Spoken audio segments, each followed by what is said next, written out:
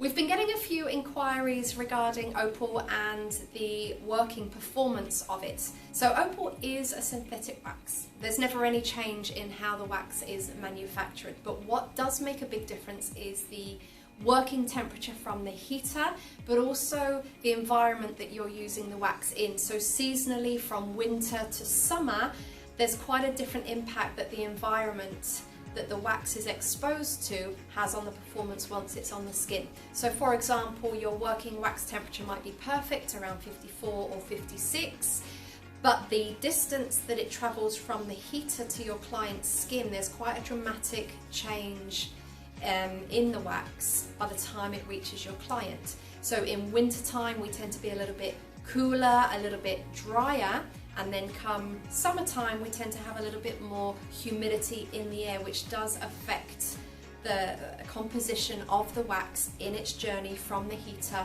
over to your client's area that you're placing the wax onto. So just take into account that you've got plenty of ventilation in your room. If it is a little bit humid in there, take into account that your opal's going to seem a little stickier than usual. It's got nothing to do with any changes in the wax. It is just your working environment, whether you've got a dry, cool, humid or warm. So you can just adjust the temperature accordingly. So if it is summertime, just turn your heater down just by 1 or 2 to make sure that it's maybe not as warm, and in winter, the opposite. You might just need to nudge it up 1 or 2.